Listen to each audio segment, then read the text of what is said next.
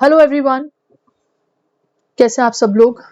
जल्दी से आ जाइए। शिक्षा नीति के ऊपर एक इम्पॉर्टेंट पॉइंटर पर बात करने वाली हूँ कि अगर आपका भी जो है जेआरएफ कुछ मार्क्स से रुक गया है और आप अगर ऑलरेडी परसुइंग स्टूडेंट है पीएचडी या फिर नहीं भी हैं, और अगर आपने फॉर्म फिलिंग के टाइम पर ये जो ऑप्शन था इसको मार्क किया है जो कि था नेशनल फेलोशिप ऑफ एससी, या फिर क्या आप एससी कैंडिडेट है और आपको फेलोशिप की जरूरत है, तो आपके लिए ही है ये वीडियो। इसको एंड तक सुनना कि कैसे इस फेलोशिप के लिए अप्लाई कर सकते हैं अगर आपका जेआरएफ नहीं है, और कैसे आपको इसके लिए अप्लाई करना होगा, क्या एलिजिबिलिटी चाहिए इसको अप्लाई करना होगा, तो इस चीज के ऊपर जरूर बात करूंगी। ठीक है, सबसे पहले तो यही बात करना चाहूंगी कि एनएफएससी जो आपकी फेलोशिप है ये होती है आपकी एससी कैटेगरी के स्टूडेंट्स के लिए जो हायर स्टडीज में हैं, पीएचडी स्कॉलर्स हैं, उनके लिए ये आपकी होती है। या फिर अगर आपने अप्लाई कर दिया है, खासकर वुमेन कैंडिडेट्स को प्रायोरिटी मिल जाती है ना, तो उसके ऊपर बात करते हैं। देखिए, सबसे पहले तो आपको ये देता कौन है, ये आपकी ministry of social justice and empowerment government of India से आपको ये फेलोशिप मिलती है। ये इसका पेज है, और ये फेलोशिप आपकी जो है इंपॉर्टेंट इसलिए भी है जिन बच्चों का नेट एग्जामिनेशन क्लियर हुआ है, जेआरएफ बाय चांस चूक गया है कुछ नंबर से, लेकिन हाईएस्ट मार्क्स है, तब भी अगर आप मान लीजिए नजदीक है कट ऑफ के, तो आपके बहुत ज्यादा हाई चांसेस हैं। अगर मैं बोलूं इसके लिए कौन एलिजिबल है, तो डेफिनेटली जो लोग ऑलरेडी पीएचडी परसुइंग में है वो लोग इसके लिए एलिजिबल है। वुमेन कैंडिडेट्स इसके लिए एलिजिबल है ज्यादा, नॉर्मल कैंडिडेट्स भी इसके लेवल। मैं कह रही हूँ कि प्रायोरिटी किसके किसके नाम आने के चांसेस हैं कट ऑफ में, और वो कट ऑफ कैसे आती है वो भी बताऊंगी। सो ऑलरेडी जो पीएचडी कर रहे हैं वो इसके लिए एप्लीकेबल है, वुमेन कैंडिडेट्स इसके लिए एप्लीकेबल है। ठीक है, ऑब्वियसली एससी कैटेगरी के जो बच्चे हैं सारे इसके लिए एलिजिबल हैं। ठीक है, खासकर जो जेआरएफ की कट ऑफ से कुछ एक दो क्वेश्चन से चूके हैं, जिनका नेट हुआ है लेकिन कट ऑफ के नजदीक है, वो इसके लिए एलिजिबल है। करना क्या होता है इसके लिए, देखिए, एक तो नोटिफिकेशन निकलता है मिनिस्ट्रीज का।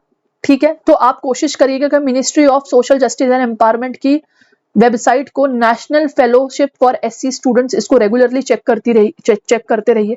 ठीक है, जब नोटिफिकेशन निकलेगा तो उस नोटिफिकेशन को, उस फॉर्म को भर दीजिएगा। लेकिन एक बात बता दूं कि अगर आप मान लीजिए अभी ऑनगोइंग स्टूडेंट है जो अभी नेट की प्रिपरेशन में है, जब नेट के फॉर्म आएंगे तो आप एक चीज जरूर करना कि आपके फॉर्म में आपसे पूछा जाएगा, जब भी आप एससी कैटेगरी को मार्क करेंगे कि do you want national fellowship या are you eligible for national fellowship, तो उस पर डेफिनेटली टिक मार्क करना। ठीक है, उस पर डेफिनेटली टिक मार्क करना। आने वाले फॉर्म्स में इस चीज को ध्यान में रखना। मैं आपको सीधा एक पोर्टल पे लेके चलती हूँ जो आपके लिए बेहद जरूरी है। ठीक है, सीधा सीधा उस पर चलते हैं जो आपको ये चीज दिखा देगा। देखिए, आई होप आप सब लोग ये देख पा रहे हो, ये है कि ये फेलोशिप कैसे किस तरीके को दी जाती है, कैसे दी जाती है। तो 2026 में इनका मैंडेट आया है, अभी 6 फरवरी 2026 में इनका नया रूल आया, उस पर बात करते हैं। ठीक है, कि क्या है। देखिए, ये जो फेलोशिप है ये आपकी ऑब्वियसली एमफिल पीएचडी स्टूडेंट्स को दी जाती है। इसके अंदर आपके कैंडिडेट्स जो हैं आपके social science, humanities, social science, Indian university में जो पीएचडी कर रहे हैं, परसुइंग है, ऑनगोइंग है, या फिर अप्लाई करना चाहते हैं उनके लिए है। स्कोप इसका यही है कि ऑलमोस्ट 2000 बच्चों को फेलोशिप दी जाती है।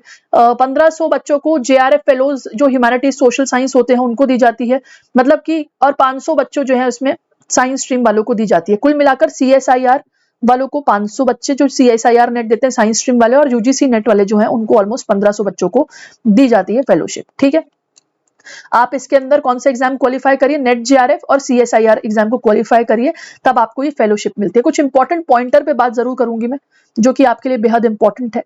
देखिए, मैं आपको सीधा एक जगह लेकर चलती हूँ जो आप सभी लोगों के लिए एफिशिएंट है। सबसे पहले तो ड्यूरेशन क्या होता है इस फेलोशिप का, इसके ऊपर बात कर लेते हैं। देखिए, एमफिल तो अब बंद हो गया है।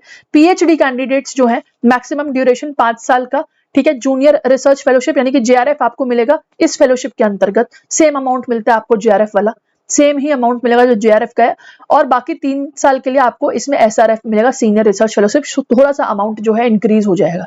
ठीक है, तो अगर देखा जाए, वैसे ये अमाउंट इंक्रीज हो चुका है, देखा जाए तो 31,000 आपका जो है इनिशियल के 2 सालों में मिलेगा। ऑलमोस्ट जेआरएफ का अमाउंट ही है ये, बिल्कुल एग्जैक्ट। 35,000 आपको एसआरएफ मिलेगा, सीनियर रिसर्च फेलोशिप के तहत मिलेगा। तो ये भी आपके लिए इंपॉर्टेंट है। अगर मैं बात करूं कंटीजेंसीज भी मिलेगा आपको, लमसम 50,000 करीब के रुपए आपको मिल जाते हैं इसके अंदर।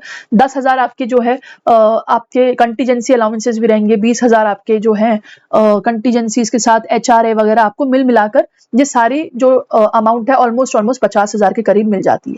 ठीक है, मैं दोबारा बोलूंगी कि इस चीज के लिए आप लोग डेफिनेटली अप्लाई करें मिनिस्ट्री की वेबसाइट पर।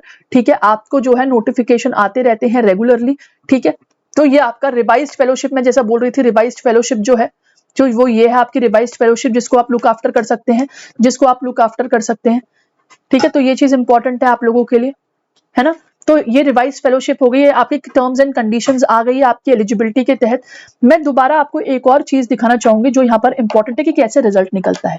देखिए, सबसे बड़ी बात तो अगर मैं बोलूं रिजल्ट कैसे निकलता है, तो आपके ना ऐसे आपके एक कैंडिडेट्स की लिस्ट आती है और इसके अंदर आपके रोल नंबर होते हैं। गूगल फॉर्म के तहत आप लोग इसमें देख सकते हो, ऐसे आपकी निकलती, 2025 की ऐसी निकली थी। ठीक है, अगर आपको लगता है कि आपकी वेरिफिकेशन होगी तो वेरिफिकेशन के लिए या फिर कोई इशू है तो यहाँ पर गूगल फॉर्म अटैच कर दिया जाता है। ठीक है, दिसंबर 2024 का ये ऐसे निकला था लिस्ट ऑफ कैंडिडेट्स की कि एलिजिबल कौन है। ऐसे मैं दोबारा एक बात बताऊंगी, काफी बच्चों को यहाँ पर फेलोशिप दी गई थी, देख सकते हैं आप। लेकिन मैं दोबारा एक पॉइंट पर आपको आगाह करना चाहूंगी जो आपको ध्यान में रखना है। ये फेलोशिप के अंदर प्रायोरिटी जो है ना, उन्हीं बच्चों को देते हैं जो कि आपकी आसपास है कट ऑफ के, जो कट ऑफ के आसपास है उनको प्रायोरिटी दी जाती है। अगर आप ऑलरेडी PhD कर रहे हैं आपको प्रायोरिटी दी जाती है। ठीक है, एक सजेशन जरूर दूंगी कि रेगुलरली अपनी वेबसाइट को, रेगुलरली इस पोर्टल को चेक करिए।